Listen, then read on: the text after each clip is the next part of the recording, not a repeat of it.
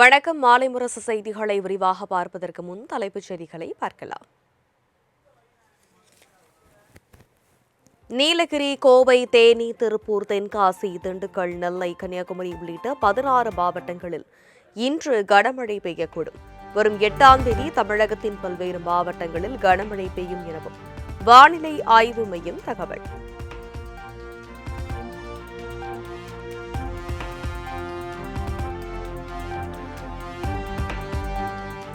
ராசிபுரம் மற்றும் அதன் சுற்றுவட்டார பகுதிகளில் பெய்த கனமழையால் சாலையில் கழிவுநீருடன் மழைநீர் கலந்து பெருக்கெடுத்து ஓடியதால் மக்கள் அவதி.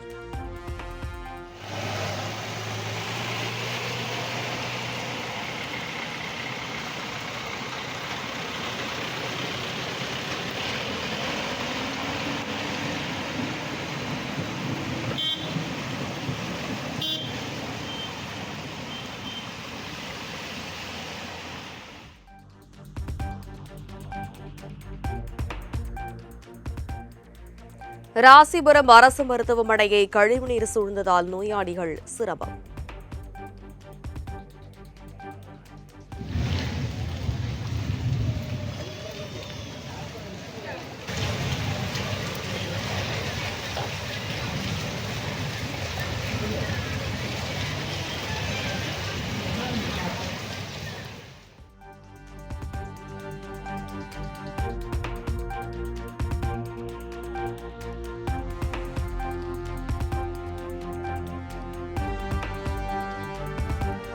திருப்பத்தூர் மாவட்டம் ஆம்பூர் மற்றும் அதன் சுற்றுவட்டார பகுதிகளில் சுமார் 1 மணி நேரத்திற்கு மேலாக சூறைக்காற்றுடன் வெளுத்து வாங்கிய ஆலங்கட்டி மழை.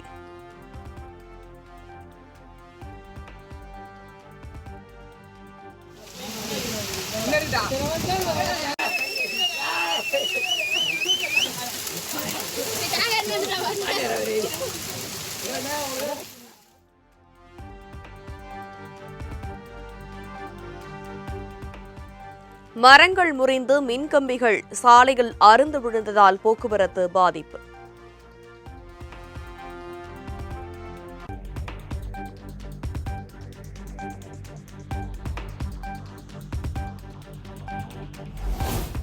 மத்திய அரசின் ஜல்ஜீவன் மிஷன் 2.0 திட்டம்.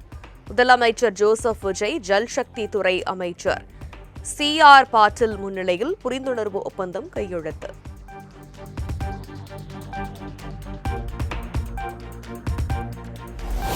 IAS அதிகாரிகள் மற்றும் மாவட்ட ஆட்சியர்கள் பணியிட மாற்றம் செய்து தமிழ்நாடு அரசு உத்தரவு.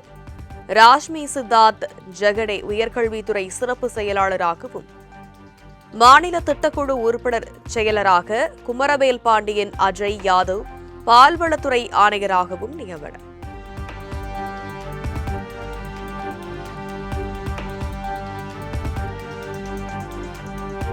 தமிழ்நாடு ஆளுநரின் தனிச் செயலராக சஜன் சிங் சவான் நியமனம்.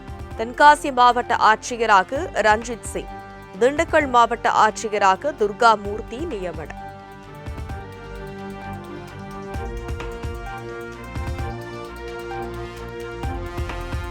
பாஜகவில் இருந்து அனைத்து அடிப்படை பொறுப்புகளில் இருந்தும் விலகினார் மாநில முன்னாள் தலைவர் அண்ணாமலை. தனது விலகல் கடிதத்தை பாஜக தேசிய தலைவர் நிதின் நபீனிடம் வழங்கியதாக தகவல்.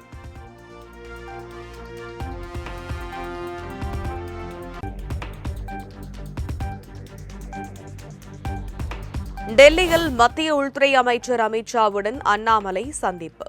தேர்தல் தோல்வி மற்றும் பதவி விலகலுக்கான காரணம் குறித்து விளக்கமளித்ததாக தகவல்.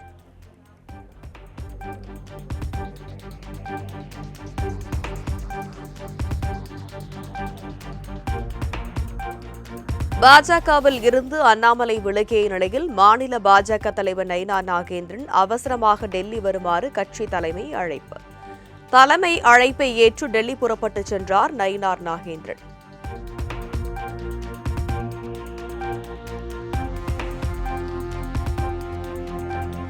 மத்திய சாலை போக்குவரத்து மற்றும் நெடுஞ்சாலைத்துறை அமைச்சர் நிதின் கட்கரியுடன் அமைச்சர் ஆதவ் அர்ஜுனா சந்திப்பு. டெல்லியில் நடைபெற்ற சந்திப்பின் போது தமிழக நெடுஞ்சாலைத்துறை திட்டங்கள் குறித்து பேசியதாக தகவல்.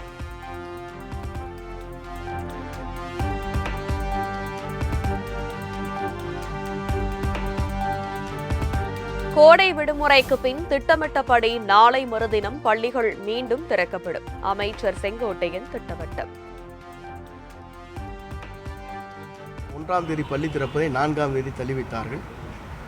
இப்போது 41% 2 நாட்களுக்கு முன்னால் இருந்த வெப்பநிலை 35% குறைந்திருக்கிறது. மிதமாக இருக்கிறது இப்போது. ஆகவே பள்ளி திறப்பில் எந்த தடையும் இல்லை.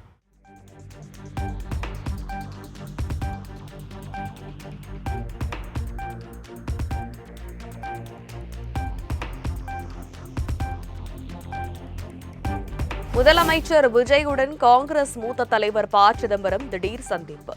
சென்னை தலைமைச் செயலகத்தில் நேரில் சந்தித்து பேச்சு.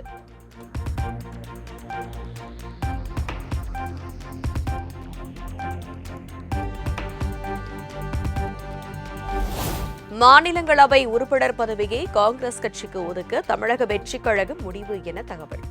காங்கிரஸ் கட்சியின் சார்பில் பிரவீன் சக்கரவர்த்தி வேட்பாளராக களமிறக்க உள்ளதாக எதிர்பார்ப்பு.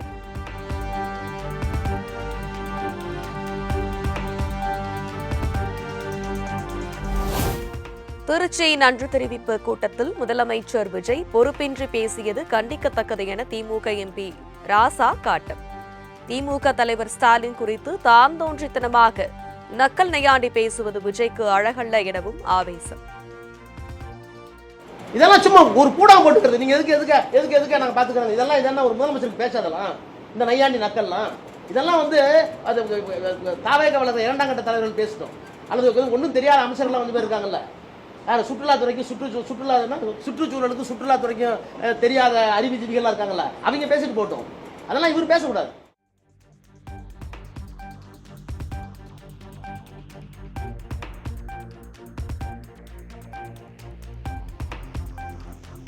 சிங்கப்பெண் சிறப்பு அதிரடிப்படை திட்டத்திற்கு கையெழுத்து போட்டீர்கள். அடுத்த கட்ட நடவடிக்கை என்ன என முதலமைச்சருக்கு ராசா கேள்வி. மின்வெட்டு மற்றும் சட்டம் ஒழுங்கை நிலைநாட்ட தெரியாமல் விஜய் தடுமாறுவதாகவும் விமர்சனம்.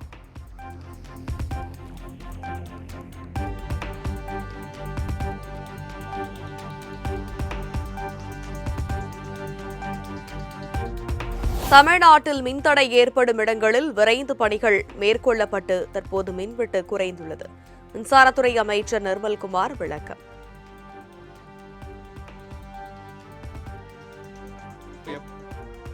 இபியில் எடுத்தீங்கன்னா இபியில் ஒவ்வொரு நாளும் 6 மணி நேரம் 7 மணி நேரம் உட்காந்து அனைத்து அதிகாரிகளும் உட்காந்து நம்ம அசஸ்மெண்ட் பண்ணிட்டே இருக்கோம். ஒவ்வொருத்தரும் மிகப்பெரிய துறை.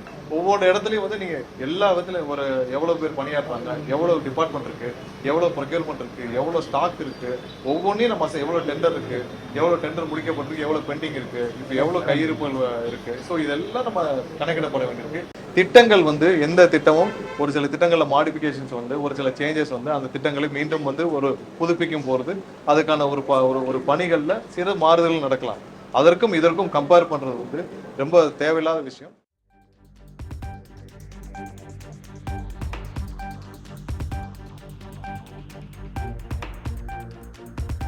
முதலமைச்சர் விஜய் பிரச்சார மூடிலிருந்து விலகி அரசாங்க மூடுக்கு வர வேண்டும். பெண்கள் பாதுகாப்பை போர்க்கால அடிப்படையில் உறுதி செய்ய வேண்டும் என்றும் பாஜக மூத்த தலைவர் தமிழிசை வலியுறுத்தல். தமிழ்நாட்டில் இன்னும் நேற்றைய தினம் முதலமைச்சர் அவர்கள் திருச்சி சென்றிருந்தார்கள். அவர்கள் இன்னும் தேர்தல் பிரச்சாரம் அந்த மூடுல இருந்து இன்னும் வெளியே வராத மாதிரி தோன்றுகிறது. 6 மாசம் யாரும் பேசாம இருக்கணும்னு சொன்னீங்க அப்படின்லாம் நாம அதை ஒரு எக்ஸ்கியூஸா எடுத்துக்கொள்ளவே முடியாது. எதிர்க்கட்சிகள் சொல்லத்தான் செய்வாங்க. ஆனா முதலமைச்சர் அவர்கள் குறிப்பாக பெண்கள் பாதுகாப்பில் இன்னும் அதிக கவனம் செலுத்த வேண்டும்.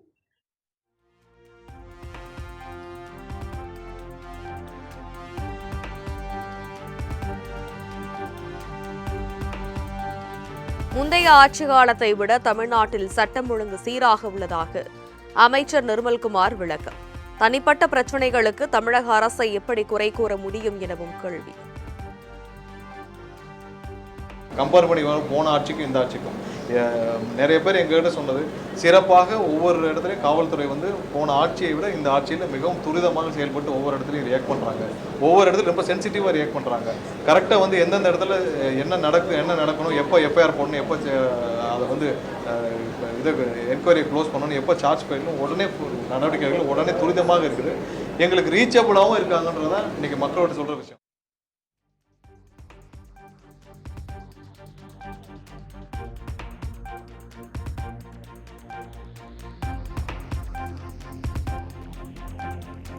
போதைப்பொருள் புழக்கத்தை தட்டு கேட்டால் கொலைதான் இந்த ஆட்சியில் பதிலா? இதுதான் மாற்றமா? சென்னை தண்டையார்பேட்டையில் கஞ்சா விற்பனையை தட்டி கேட்ட இளைஞர் அடித்து கொலை செய்யப்பட்டதை சுட்டிக்காட்டி இபிஎஸ் கேள்வி.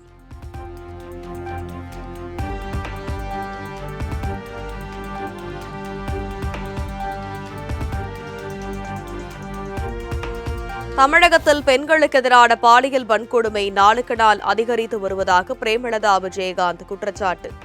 பாலியல் குற்ற சம்பவங்களில் ஈடுபடும் குற்றவாளிகளுக்கு என்கவுண்டர் மட்டும்தான் தீர்வு எனவும் பேட்டி.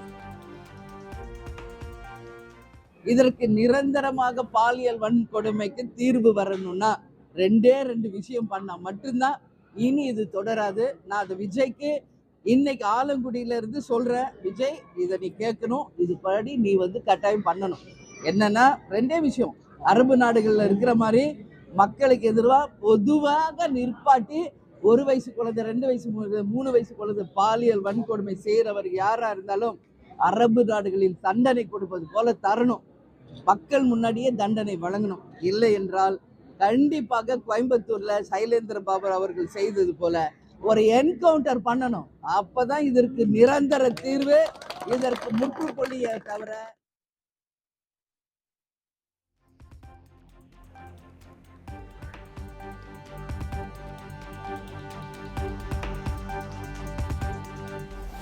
பதவி சுகம் அனுபவித்துவிட்டு அதிமுகவை அழிக்க நினைக்கும் ஒரு சிலரின் எண்ணம் ஒருபோதும் ஈடேறாது என இபிஎஸ் திட்டவட்டம்.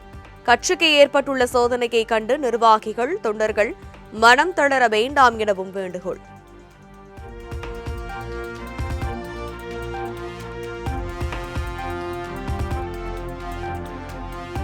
அதிமுகவை காலி செய்ததே எடப்பாடி பழனிசாமி தான் என அமைச்சர் நிர்மல்குமார் குற்றச்சாட்டு. திமுகவிற்கு செல்ல விருப்பம் இல்லாத அதிமுக நிர்வாகிகள் தாவேகாவில் இணைகிறார்கள் எனவும் பேட்டி. இல்ல, அதிமுகவை காலி பண்ணியதே திரு எடப்பாடி தான். வேற யார் காலி பண்ணோம்? யாராவது போய் அதிமுக இருந்து போய் ஸ்டாலின் கூட சேர்ந்து ஆட்சி அமைக்க முயற்சி செய்வாங்களா? யாராவது ஒரு துளியாவது முயற்சி செய்யுமா? அவர் எப்படி அந்த பில்டிங்குள்ள போய் நின்று அந்த அதிமுக தலைமை அலுவலகத்துல எப்படி நடந்து போறாருன்னு தெரியல. அது அந்த கட்டிடமே புரட்சி தலைவர் அவருடைய சொந்த பணத்தில் வாங்கிய கட்டிடம். அம்மா அதை கட்டி காப்பாற்றிய கட்டிடம். அந்த கட்டிடத்துல உட்கார்ந்துக்கிட்டு அவர் எப்படி போய் ஸ்டாலின் கூட சேர்ந்து ஆட்சி அமைக்க முயற்சி செஞ்சாருன்னே தெரியல.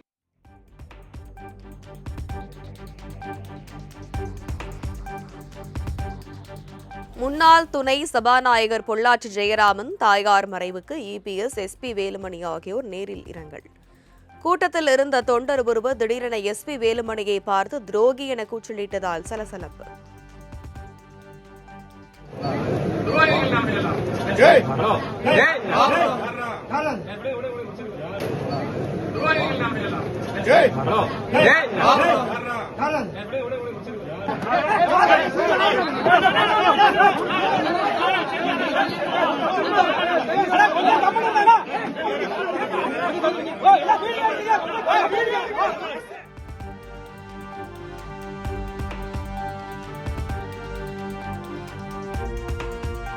திமுக கூட்டணியில் மதிமுகவுக்கு 4 தொகுதிகள் மட்டுமே ஒதுக்கப்பட்டது நிர்வாகிகளிடையே சங்கடத்தை ஏற்படுத்தியது. திமுகவின் உதயசூரியன் சின்னத்தில் போட்டியிட நிர்பந்தித்தார்கள் எனவும் மதிமுக பொதுச் செயலாளர் வைகோ குற்றச்சாட்டு. திராவிட முன்னேற்ற கழக வெற்றிக்கும் ஒரு சிறிய காரணமாக இருந்திருக்கிறது என்பதையும் இங்கே நான் தெரிவித்துக் கொள்கிறேன். ஆனால் மற்ற கட்சிகளுக்கெல்லாம் அதிக இடங்கள் கொடுக்கப்பட்டு, நான் கட்சிகளின் பெயர்களை சொல்லி நான் யார் மனதையும் புண்படுத்த விரும்பவில்லை. 10 இடம் பிளஸ் ராஜ்யசபா, ஒரு கட்சிக்கு 8 இடங்கள், ஒரு கட்சிக்கு 27 இடம் பிளஸ் ராஜ்யசபா, மற்ற 2 கட்சிகளுக்கு 5 இடங்கள். முஸ்லிம் லீக் 1க்கு தான் 2 இடங்கள் கொடுத்தாங்க, எங்களுக்கு 4 இடங்கள்.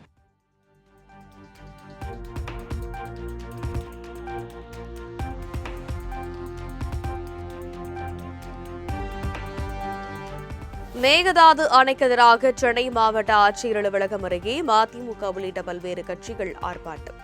வைகோ, தனியரசு, திருமுருகன் காந்தி மற்றும் விவசாயி சங்கங்களின் பிரதிநிதிகள் பங்கேற்று முழக்கம். Tamil Nadu should not betray Tamil Nadu. Oh Modi government. Oh Modi government should not betray Tamil Nadu. Should not betray Tamil Nadu. Don't allow Meghadat dam.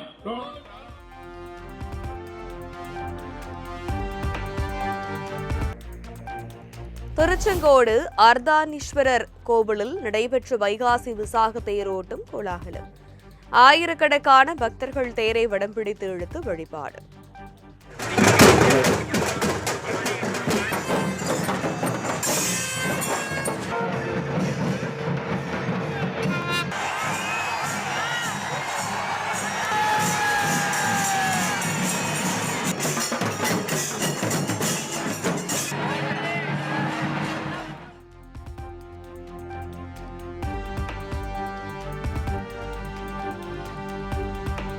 Dindigul அய்யலூரில் கோயில் திருவிழாவில் 100க்கும் மேற்பட்டோர் உடலில் சேறு பூசியும் முளைப்பாரி எடுத்தும் வழிபாடு.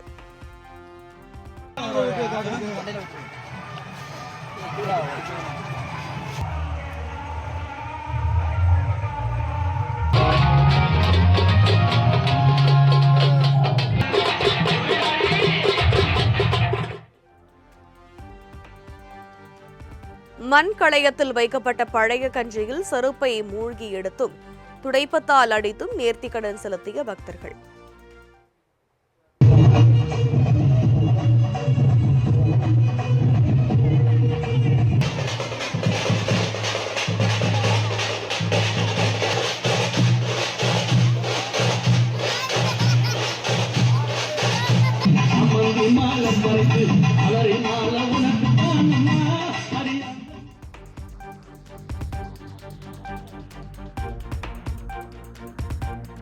கர்நாடக மாநில முதலமைச்சராக இன்று பதவியேற்கிறார் டி.கே. சிவக்குமார். பெங்களூருவில் நடைபெறும் பதவியேற்பு விழா முன்னேற்பாடுகள் குறித்து மாநில ஆளுநர் நேரில் ஆய்வு.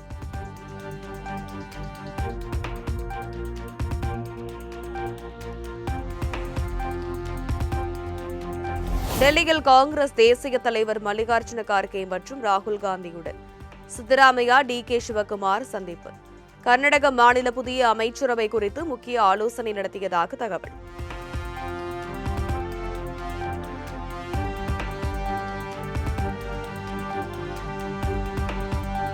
(2029) தெலுங்கானா மாநில தேர்தலில் ஜனசேனா கட்சி போட்டியிடும். ஜனசேனா கட்சி தலைவரும் ஆந்திர மாநில துணை முதல்வருமான பவன் கல்யாண் அறிவிப்பு. ఖచ్చితంగా జనసేన ఎన్నికల్లో పోటీ చేస్తుంది. కాకపోతే మీరు అడిగే ప్రశ్న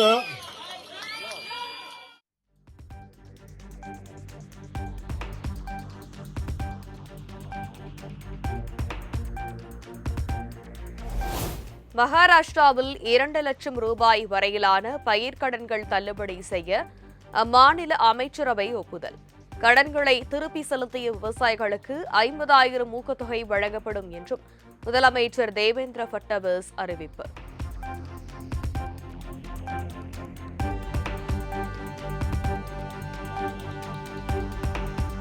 சிபிஎஸ்இ தலைவர் ராகுல் சிங், செயலாளர் ஹிமான்ஷு குப்தா அதிரடி மாற்றம். +2 விடைத்தாளை பார்ப்பதில் ஏற்பட்ட குளறுபடி மற்றும் மறுமதிப்பீடு தொடர்பான குளறுபடி விவகாரத்தில் மத்திய அரசு நடவடிக்கை.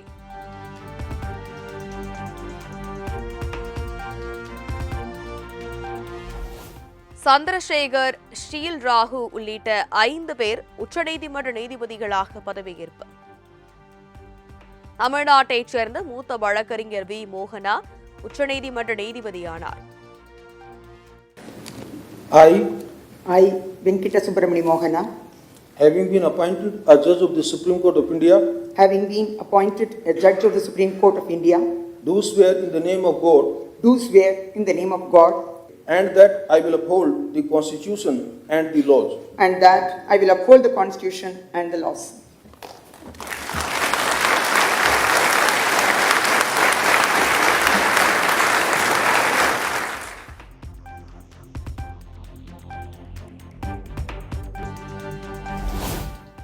தொடர் தாக்குதல்களுக்கு இடையே அமெரிக்க தலைநகர் வாஷிங்டனில் லெபனான் இஸ்ரேல் இடையே 4வது முறையாக நேரடி பேச்சு. அமெரிக்காவுக்கான இஸ்ரேல் தூதர், லெபனான் பிரதிநிதி மற்றும் அமெரிக்க வெளியுறவுத்துறை அமைச்சர் மார்க்கோ ரூபியோ பேச்சுவார்த்தையில் பங்கேற்றதாக தகவல்.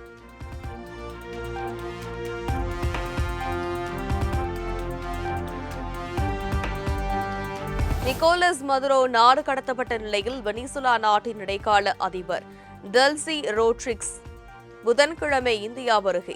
3 நாள் அரசுமுறை பயணத்தின் போது இருதரப்பு நல்லுறவு குறித்து பிரதமர் மோடியுடன் பேச்சு நடத்த உள்ளதாக தகவல்.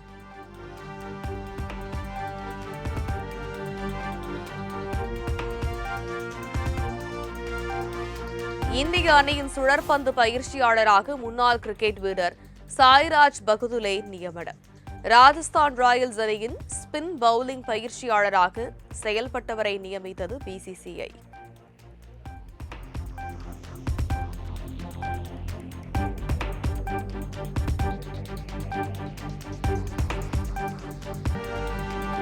இந்தோனேஷியா ஓபன் பேட்மிண்டன் போட்டியின் பெண்கள் ஒற்றையர் பிரிவில் இந்தியாவின் PV சிந்து முன்னேற்றம். முதல் சுற்று ஆட்டத்தில் தாய்லாந்து வீராங்கனையை 25-23, 21-16 என்ற புள்ளிக்கணக்கில் வீழ்த்தினார்.